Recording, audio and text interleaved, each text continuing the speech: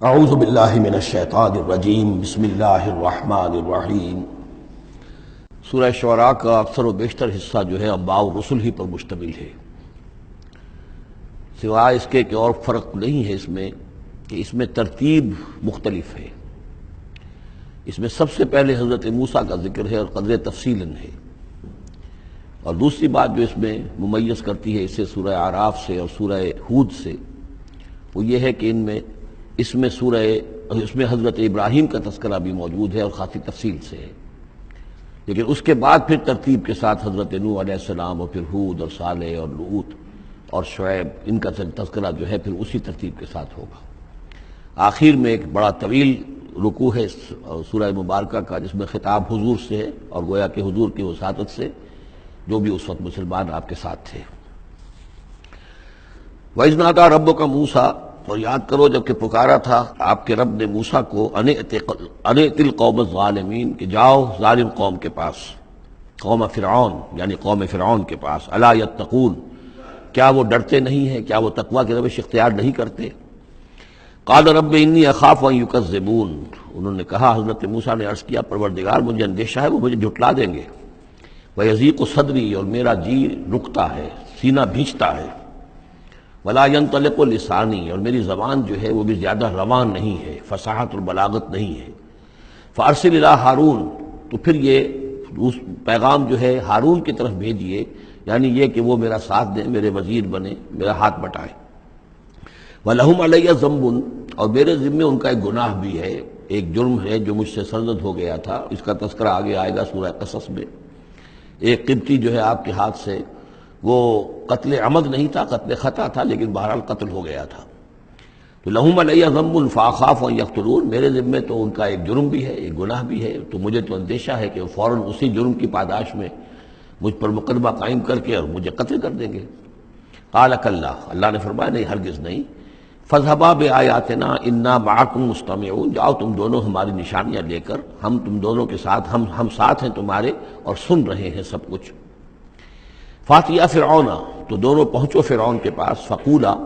اور کہو دونوں، اِنَّا رَسُولَ رَبِّ الْعَالَمِينَ، ہم دونوں رسول ہیں تمام جہانوں کے پروردگار کی جانب سے، أَنْ أَرْسِلْ مَعَنَا بَنِي اسرائیل، کہ بھیج دو ہمارے ساتھ بنی اسرائیل کو، اب انہیں جانے دو، انہیں ستاؤ نہیں۔ قال الم نربک فینا ولیدا، اب وہی جو قرآن کا اسلوب ہے کہ درمیانی چیزیں چھوڑ دی، گویا کہ اب اس کے فوراً بعد اب حضرت موسیٰ پہنچ گئے ہیں دربار فرعون کے اندر، انہوں نے وہ دعوت پیش کر دی کہ جو اس پچھلی آیات میں آ چکی ہے۔ اس کے جواب میں فرعون نے کہا، الم نربک فینا ولیدا، کیا تم وہی نہیں ہو موسیٰ کہ جس کو ہم نے اپنے گھر میں پالا؟ تم تو ہمارے محل میں پلے بڑھے ہو۔ اس کو یوں سمجھیے کہ یہ تو بہت ہی، یعنی ترجمہ جو میں کر رہا ہوں وہ ایک مہذب انداز میں، لیکن جس انداز میں کہا گیا تھا اس کا مطلب تو یہ ہے کہ تم ہمارے ٹکڑوں پر پلے، اور اب آج جو ہے ہماری بلی ہم ہی کو میاؤں، اور آج آ گئے ہو ہمارے سامنے اللہ کے رسول بن کر۔ الم نربک فینا ولیدا، جب چھوٹے سے تھے تم، بچے سے تھے، تمہیں ہم نے سمندر سے اس سے نکالا تھا، دریائے نیل سے، ایک صندوق سے، اور ہم نے پالا پوسا تمہیں، وَلَبِثْتَ فِينَا مِنْ عُمُرِكَ سِنِينَ، اور ہمارے ہاں اپنی عمر کا ایک حصہ تم نے گزارا ہے۔ وَفَعَلْتَ فَعَلَتَكَ الَّتِي فَعَلْتَ، اور تم نے وہ کام کیا جو تم نے کیا تھا، یعنی یہ کہ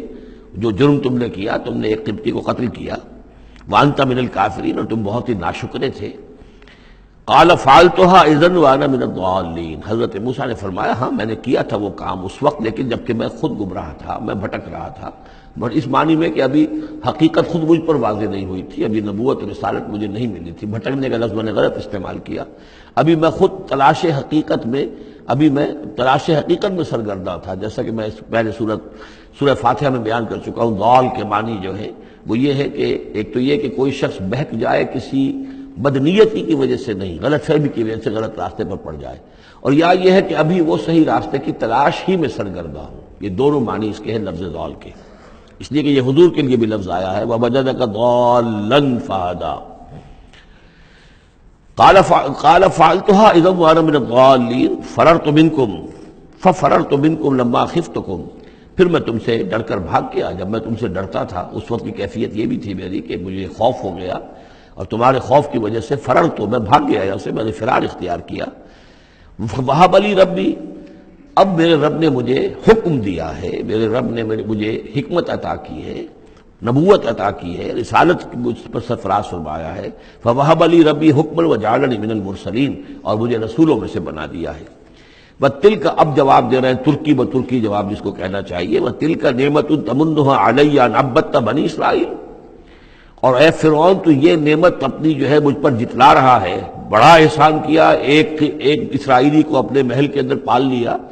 لیکن پوری اسرائیلی قوم کو تو نے اپنا غلام بنا رکھا ہے، وہ تمہیں نظر نہیں آ رہا۔ ان عبدتا، یہ لفظ نوٹ کر لیجئے، یہ تعبیر جو ہے کسی کو غلام بنا لینا، کسی کو اپنا مطیع بنا لینا، جیسے انہوں نے کہا تھا کہ وہ قومہما لنا عابدون، ان کی قوم تو ہماری جو ہے وہ غلام قوم ہے، تو یہاں پہ حضرت موسیٰ نے وہی لفظ استعمال کیا ہے کہ تم میرے اوپر احسان جتا رہے ہو کہ مجھے اپنے محل میں رکھا تھا اور پالا پوسا تھا، اور تم نے میری پوری قوم کو جو غلام بنا رکھا ہے، اس کو جکڑا ہوا ہے زنجیروں کے اندر، اس کا کوئی تذکرہ نہیں۔ قال فرعون وما رب العالمین، اب فرعون نے کہا کہ یہ رب العالمین کون ہے جنہوں نے کہ تمہیں بھیجا ہے، جو تم کہہ رہے ہو کہ میں ان کا بھیجا ہوا ہوں۔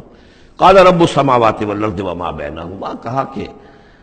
آسمانوں اور زمین کا آقا، رب اور مالک، اور جو کچھ ان دونوں کے مابین ہے، ان کنتم موقنین، اگر تم یقین کرنے والے ہو۔ قال لمن حولہ، اب اس کو آپ چشم تصور سے دیکھیے، دربار ہے، درباری بیٹھے ہوئے ہیں، اب یہ جو گفتگو ہو رہی ہے فرعون کی براہ راست ہو رہی ہے حضرت موسیٰ کے ساتھ،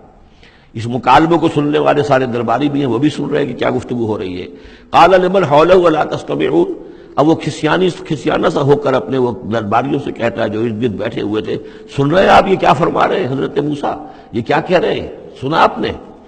قال ربکم ورب آبائکم الاولین، حضرت موسیٰ اس کا کوئی احساس کیے بغیر اور اس سے کوئی اثر لیے بغیر اپنی گفتگو جاری رکھتے ہیں، وہ تمہارا بھی رب ہے اور تمہارے جو پہلے آباء و اجداد گزر چکے ان کا بھی رب ہے۔ قال ان رسولکم الذی ارسل الیکم لمجنون، اب وہ خطاب حضرت موسیٰ سے نہیں کر رہا، آنکھوں میں آنکھیں نہیں ڈال سکتا، آنکھیں چار نہیں کر پا رہا، اب وہ خود خطاب کر رہا ہے اپنے ان سرداروں سے اور وہ درباریوں سے۔ ان رسولکم الذی ارسل الیکم لمجنون، مجھے تو یہ رسول صاحب جو آپ کی طرف بھیجے گئے ہیں رسول بنا کر، اب یہ تنزیہ انداز کلام ہے،